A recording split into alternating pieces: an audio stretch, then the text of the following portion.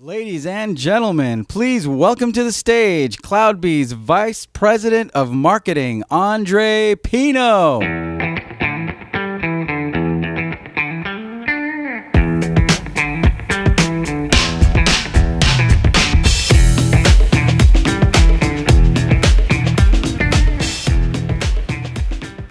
Well, good afternoon. Everybody got a beer? Everybody relaxed and chilling? Awesome. How was the day today? It's a good day? Awesome. Well, I need your help with something. As you heard me say yesterday, we're moving on. Next year, we're going to be at Moscone Center. Now, that's a big place.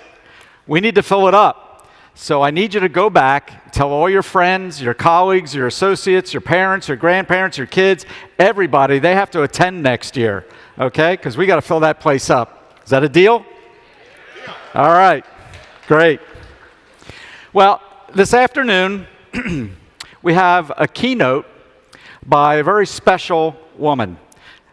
Dr. Nicole Forsgren is co-founder, CEO, and chief scientist at DevOps Research and Assessment, otherwise known as DORA, and co-author of the book, Accelerate, The Science of Lean Software and DevOps. She is best known as lead investigator on the largest DevOps studies to date.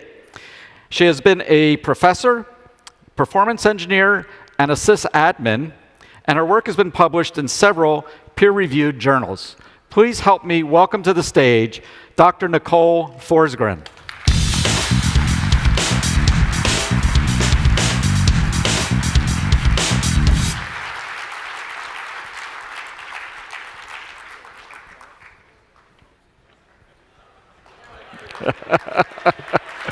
Thanks.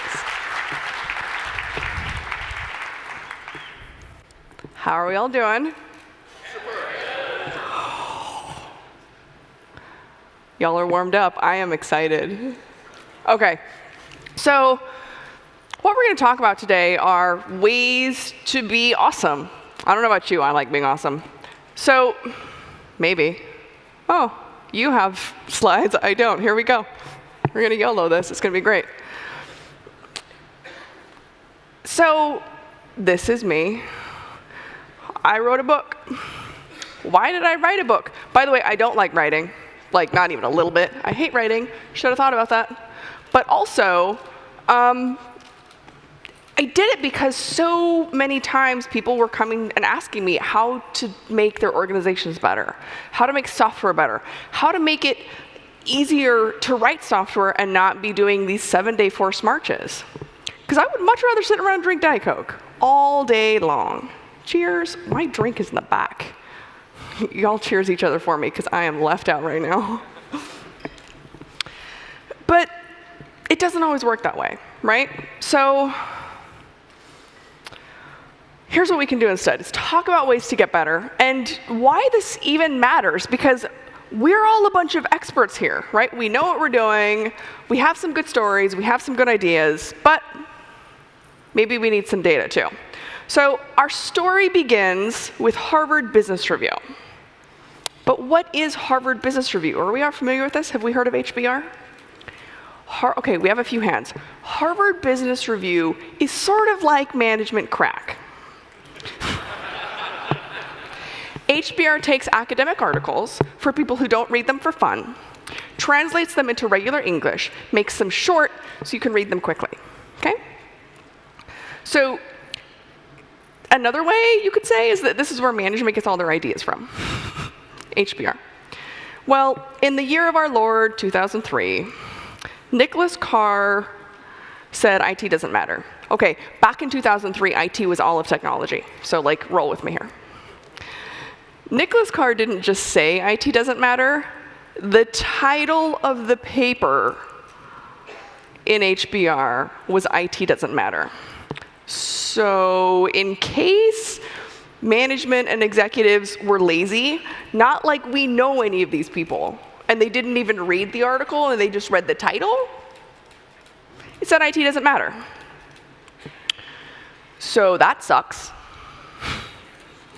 Because suddenly, all of the work that we do and all of the work that we love is relegated to the corner in the basement with no windows and full of dust.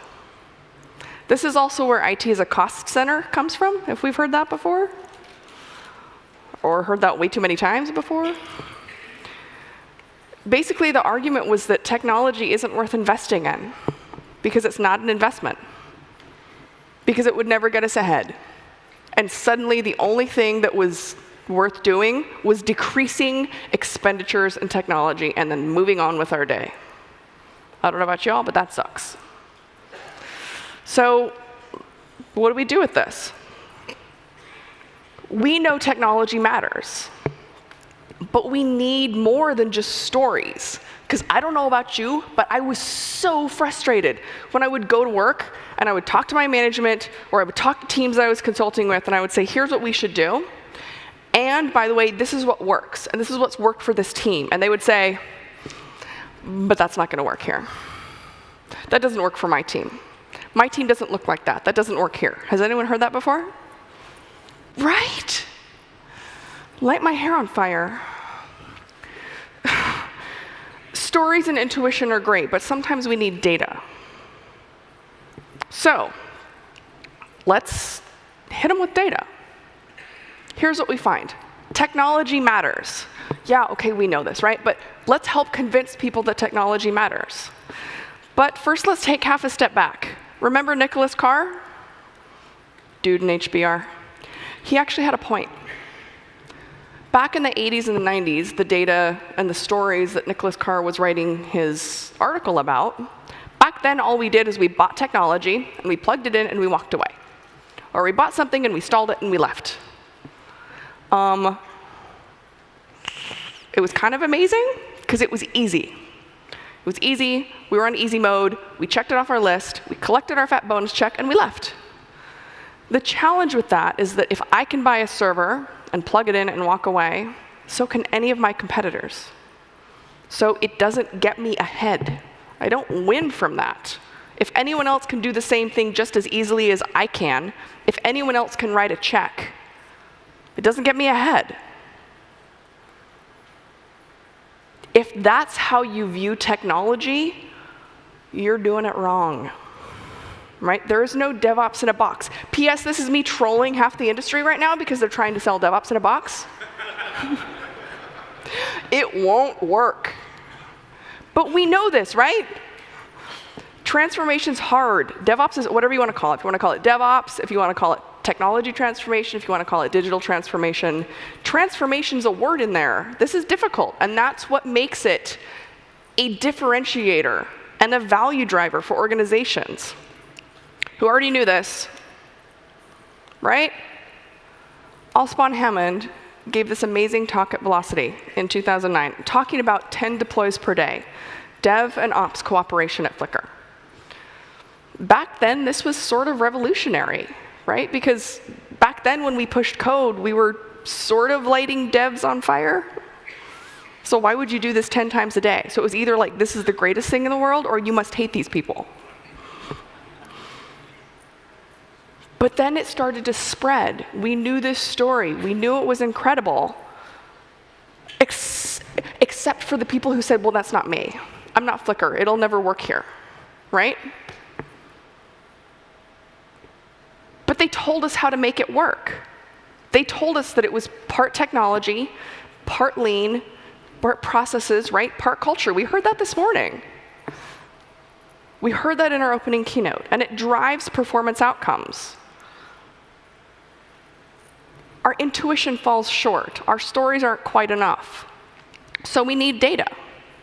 So here's what we find. DevOps is good for technology. And here I'm talking about software development and delivery. Speed and stability.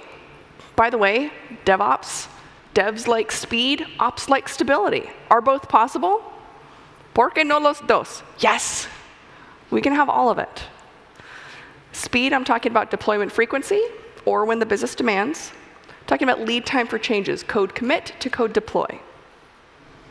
On the stability side, I'm talking about time to restore and change fail rate. Here's what we see. The highest performing DevOps teams are more agile. They are faster. They have 46 times more frequent code deployments and over 2,500 times faster lead time from commit to deploy. Imagine what this means in terms of driving business value. We can beat our competitors to market. We can get features out to customers. On the off chance you have no competitors, we can keep up with compliance and regulatory changes. Keep up with security. Now, some people say that if we move that fast, we can't be safe. We can't be stable. We must be going down. For 5 years in a row now, that's not what we see anywhere in the data. The highest performing teams are also more stable and more reliable. Over 2,400 times faster time to restore. High performers are recovering in less than an hour instead of weeks. Y'all, weeks. And they're also 7 times less likely to have a change that's introduced cause any type of failure or incident. This is the thing that I think is most interesting and most important. It's both throughput and stability, and both are possible without trade-offs. They both go together. 5 years in a row, over 30,000 data points, dozens of industries around the world. Highest performers aren't trading off. They're optimizing for both. Lowest performers, sucking at all of it. By the way, don't forget availability. Because we also need to maintain and manage the service. When I talk about availability, I'm talking about promises to our customers and our end users, making and keeping these promises. Here's what we find this year. We extend it to include service operation. This helps us predict organizational performance outcomes even better. Elite performers, those highest performers I was talking about, they're 3.55 times more likely to have good availability practices. And throughput and stability and availability together predict these organizational performance outcomes better. Now, I keep saying org performance. What do I mean here? By the way, DevOps does matter. It's good for organizations. Elite performing organizations are 1.5 times as likely to meet or exceed organizational goals, things like profitability, productivity, market share, effectiveness, efficiency, customer satisfaction. So many organizations saw this. But on the off chance that your management team needs the numbers, pull out your phone, take a picture. And by the way, we also see 50% higher market cap growth over the previous 3 years. That's just for the data that I can collect or that I can tie to a stock exchange. Okay, next question though. How do we get there? How do I get to high performance? How is this possible? Is everyone here familiar with maturity models? Have we heard of these? Oh, let me explain these to you. Maturity models are a rubric invented by someone who's usually trying to sell you something. They help you go from sucking at technology to being amazing at technology. And they also usually go up to level 5. Because why not? I mean, because I have 5 fingers? Sure. Okay. Also, maturity models don't work. So that's fun. Half of your consulting teams currently hate me. So let's save Nicole after this keynote. Thanks. Who here has played World of Warcraft? Who here has a friend who's played World of Warcraft? Thank you. This is World of Warcraft when it first came out, like early 2000s. We are going to create a maturity model for World of Warcraft. When it first came out, it went to level 60. Not that I would know. And there were 2 lands. So let's say level, except like we are going to have a far superior maturity model that only goes to 3 levels, because then it's simple. Level good is getting to level 40 and conquering 1 land.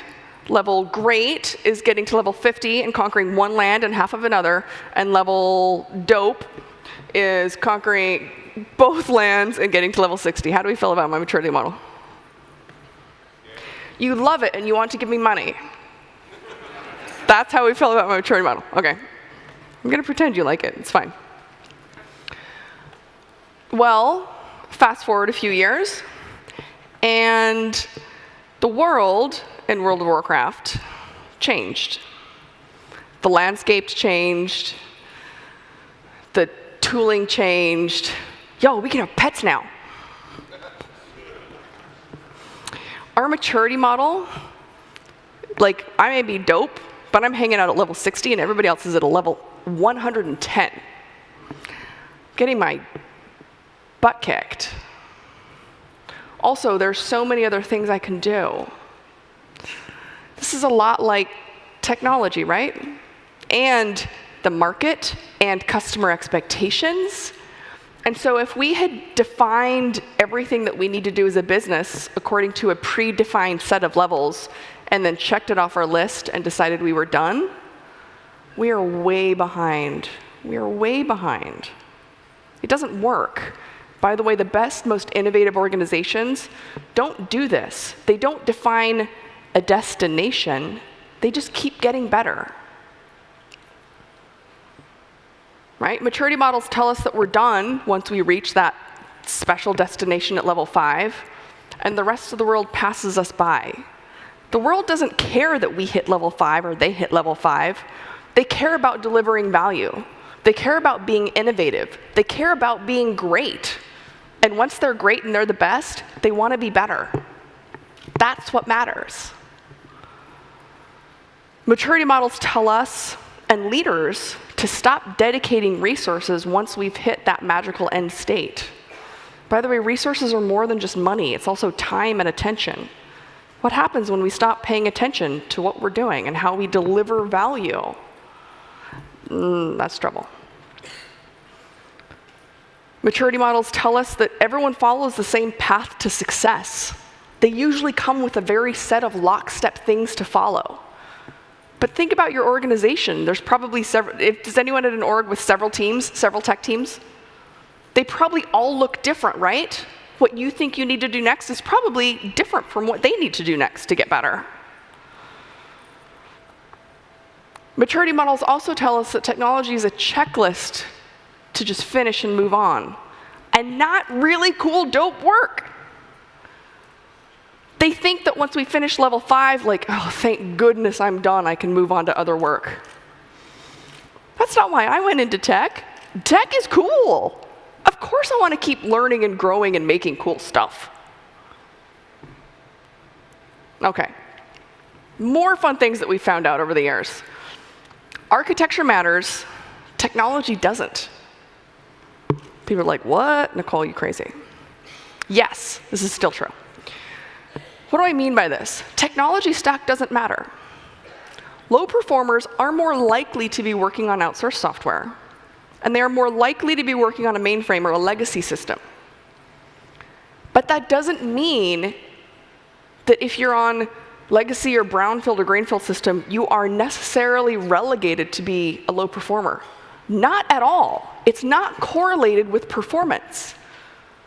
By the way, I've seen teams doing DevOps and doing really, really cool stuff on mainframes. I've seen them doing it on firmware. Also, I've seen teams real excited about it too. Okay, so what does matter? Architectural outcomes. Can my team change the design of the system, test the system, deploy the system, without fine-grained communication and coordination with people outside the team? This is what's important.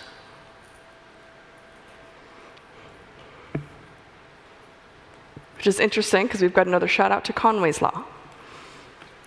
How are we building in our communication structures into our technology? This is DevOps bingo, right? Okay. Cloud infrastructure helps. Who here is on the cloud? The cloud. No? No one's on the cloud? I'm going to make you all play along. Did I tell you I used to be a professor? I can like sit here and make you play along. Okay. Cloud infrastructure helps, but only if you do it right. What do I mean by that? Okay. Put up your hands. For real, I will like stand here. I will stand here and I will make you play along. Who here's on the cloud? Raise your hand. If your primary application or service that you work on is on the cloud. Okay, keep your hands up. For real, we're playing this game. 5 essential characteristics according to NIST. Keep your hand up if you have on-demand self-service, AKA no tickets are involved in provisioning. I love this game. Okay, next, you have broad network access. Several different types of devices can access your cloud. Tablets, phones, workstations. Okay. What about resource pooling? Okay, we're still good. Rapid elasticity. Oh. Okay, hands up. Okay, last one, measured service. Y'all, welcome. Y'all are on the cloud. You're not the only ones. When we collected the data, I was kind of, by the way, hi, I'm Nicole, nice to meet you, I'm a little snarky. We collected the data and we asked people who was on the cloud, and then we asked about these 5 essential characteristics that, again, come from NIST. Only 22% of respondents that said they're on the cloud are actually using the cloud. To quote Corey Quinn, you can't just slap a sticker on your data center and call it the cloud. Now, what we found, though, for people and teams who put in the work and execute on these 5 pieces, these 5 essential characteristics, they're 23 times more likely to be an elite performer. Y'all, it's difficult, right? But, like, it's huge. It can have big, big impacts. Okay, here's what else we find. Open source is good. Who here is surprised? Who here's management might be surprised? Who here's friends management might be surprised? Open source software is correlated with software delivery and operational performance. Again, this is developing, delivering software with speed and stability and that availability piece, okay? That's SDO. Elite performers are 1.7 times more likely to make extensive use of open source. That's components, libraries, platforms. They're also 1.5 times more likely to be expanding that use of open source in the near future. Okay, outsourcing is bad. Shocker, right? Now, this is functional outsourcing, okay? Low performers are almost 4 times as likely to use functional outsourcing. So dev, test and QA, or ops. And we point out in this year's report that the costs of batching up work often exceed any type of cost savings that you really get from outsourcing. Okay, we can make work better. For years, there was this promise of making work feel better. Not having to work nights and weekends and years on end without vacation by doing DevOps, following these practices. But again, like, I wanted to see the data. I had been through too many 7-day forced marches. Now, granted, we weren't doing DevOps. But I didn't want to tell people that this was good unless it was going to be sustainable, right? Burnout's a problem. So what do we see? Does it make our work better? Or do we just see more of this? More DevOps bingo. I'm sorry, I will get this into every talk I possibly can. I love this little girl. Here's what we find. Smart investments in tech and practices do make our work better. Now, what do I mean when I say work? Deployment pain. That awful, awful panic and firefighting and anxiety you get in your gut when we push to prod. So I don't know about y'all, but I still remember that, and it's been years since I built systems. It also helps decrease burnout. Burnout is more than just like being tired. Burnout is being tired and exhausted and no longer loving the work that we always loved. So I don't know about you, but that alone is worth it for me. Like, don't steal my joy. Sorry, like, I love my job, and I love tech. Don't take that from me. Also, higher Net Promoter Score. One great example here comes from Microsoft Engineering. They dedicated resources to improve their continuous delivery over 1 year. Their work-life scores went from 38% to 75%. Because people could leave the work at work. They enjoyed what they were doing.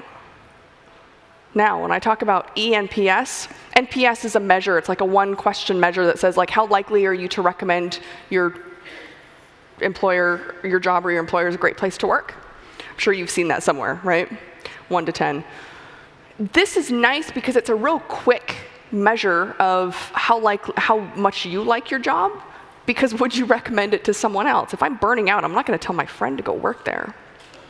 We see employees in high-performing organizations are 2.2 times more likely to recommend their organization as a great place to work.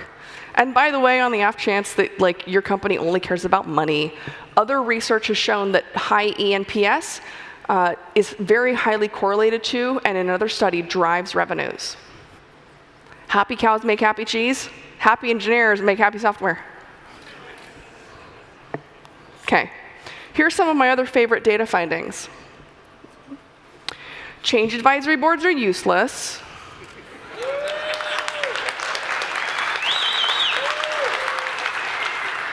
Welcome.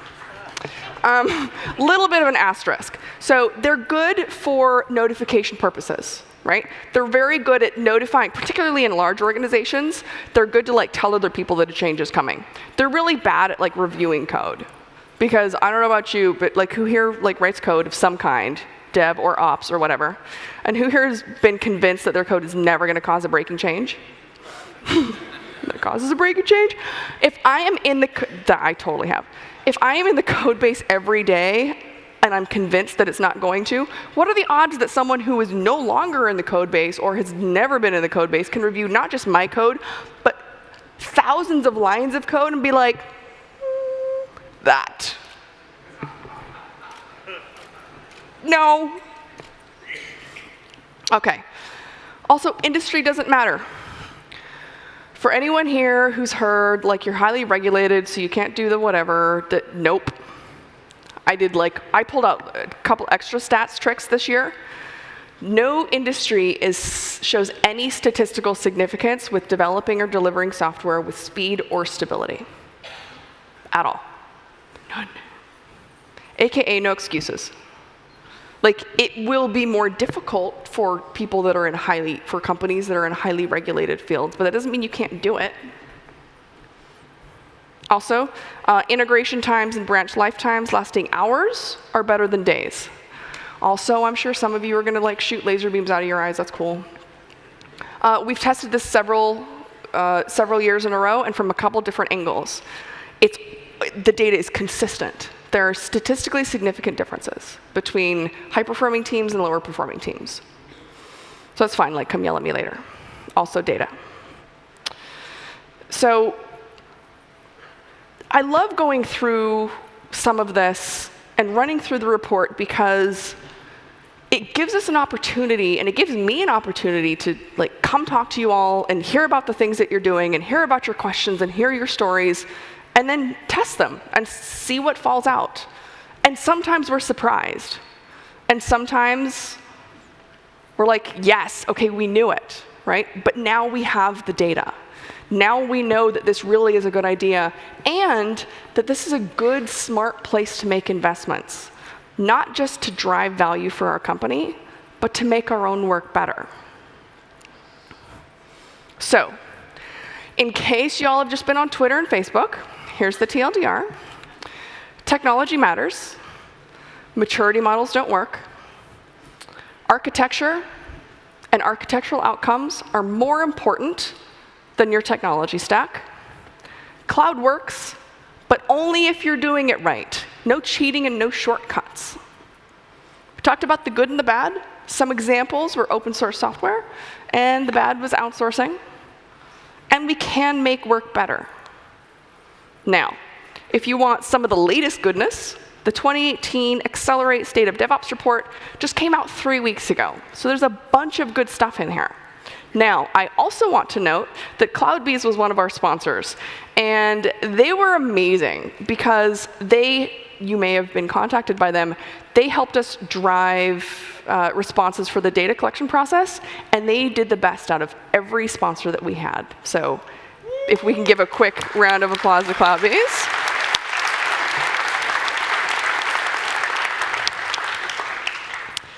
If any of you want a few more details on some of this, you can shoot an email to Nicole FV at sendyourslides.com. Set the subject to DevOps, and you're going to get an email full of stuff. I'll send you a link to that 2018 report I just talked about. You'll get a 93-page excerpt of Accelerate, which you can send around to everybody. You'll get a link to this presentation, or you'll get a link to where the presentation will be in an hour when I finally post it. You'll get a link to our ROI white paper. If anyone's like, well, show me the ROI of DevOps, there.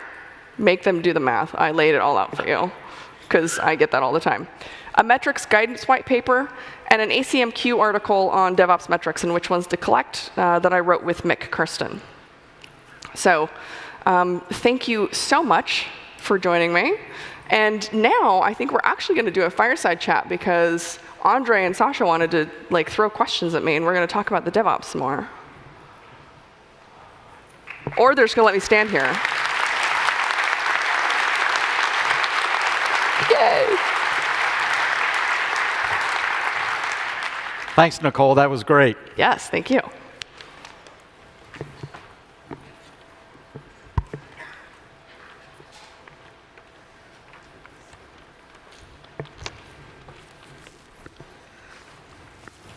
So, Nicole, one of the things you touched on was open source software. And of course, you've got an audience here that's just all into open source software. So what else has the data shown about open source and performance of companies regarding open source? Because I know that many of the people in this audience, are using Jenkins, but what about other tools? So we've seen a few things in open source. One, the strongest finding was that open source is highly correlated to performance outcomes, right? But not only that, it actually helps predict and drive performance in terms of software stability, software speed, driving it through. So I think there's a lot of really promising and exciting things happening in the open source world. We also see evidence in other research that it helps build community. And we all know that community and culture are really important in DevOps, right? In part within organizations because it helps us communicate across boundaries, but also because it helps us solve problems, right? It helps us see and do things better. I think what you're saying is open source users are really cool, right? Yes, absolutely. All right. You talked also about doing the cloud right. Yes. So do you have more data you can share about cloud adoption, for example? So I really love some of the findings this year on doing cloud right. And some of it really does come down to understanding what it is we're talking about and the definitions, right? Because sometimes it's just not clear, right? And we've seen that for years, even in terms of CI, right? I can go into an organization, I can talk to them, and they've redefined what CI is.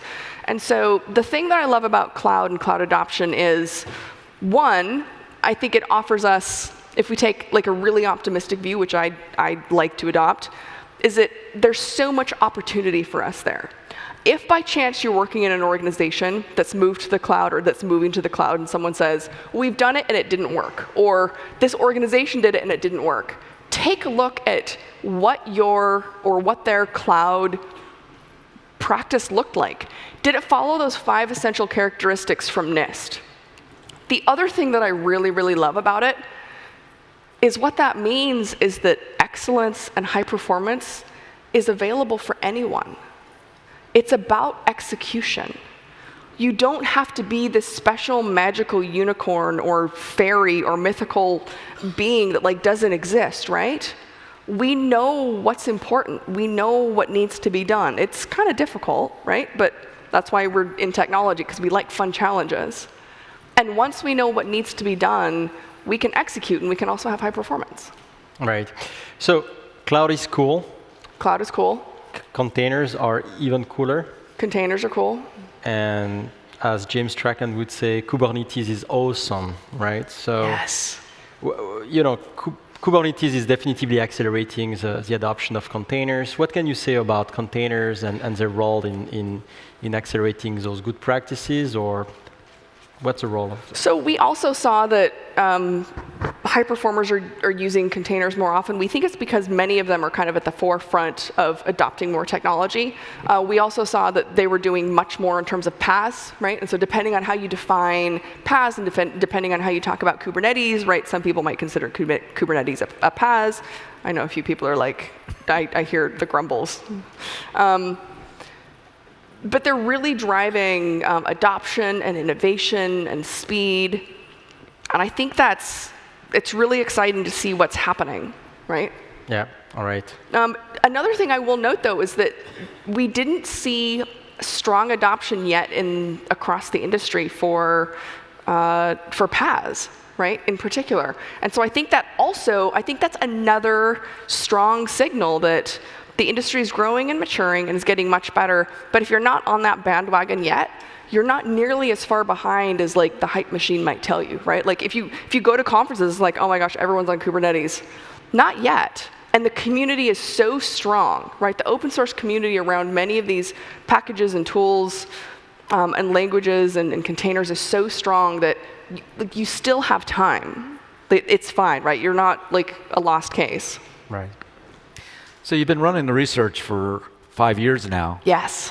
And I've heard you say that industry doesn't matter. Can you extrapolate on that? Yes. So when I say industry doesn't matter, for years we would kind of dig into it, and I would see like where I would see patterns for industry, because so often,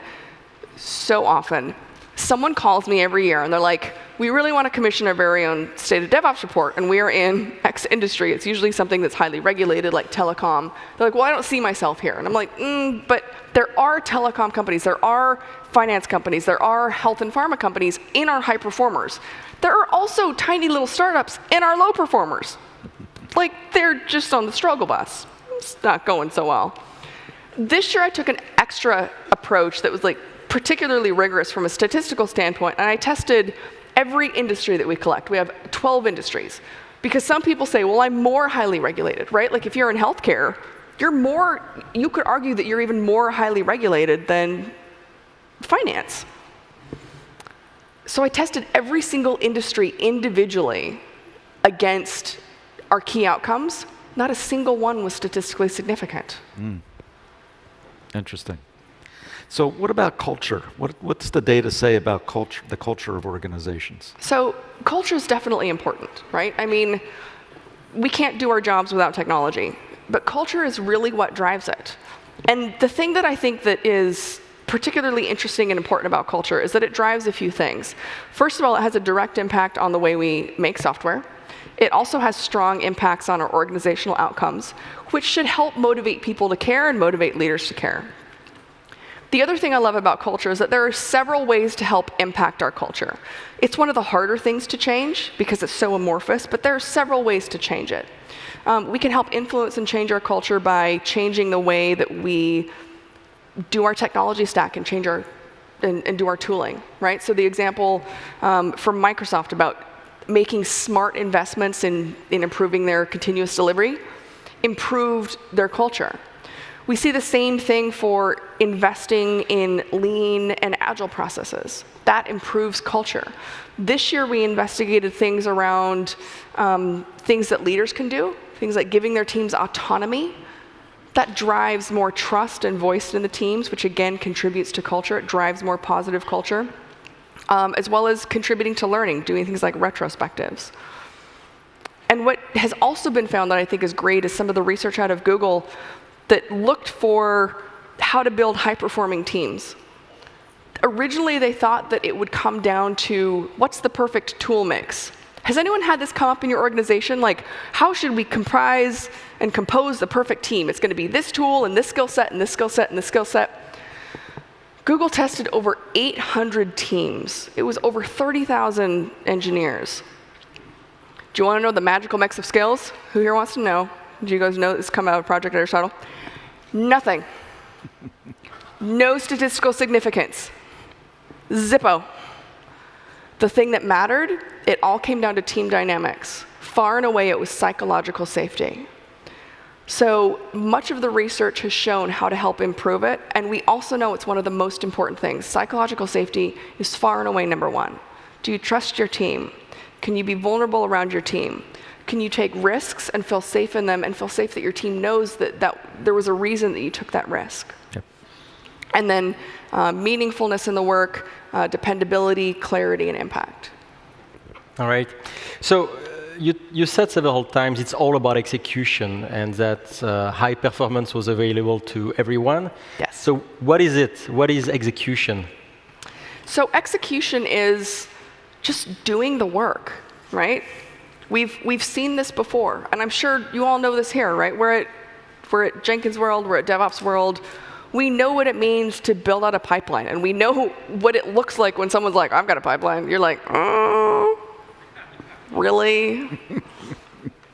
There are ways to do it, and there are ways to do it right. And sometimes it takes a little bit more work, but once you've got something built and it's built the right way, it's good, and it's repeatable, and it's consistent, and it's safe, and it's fast.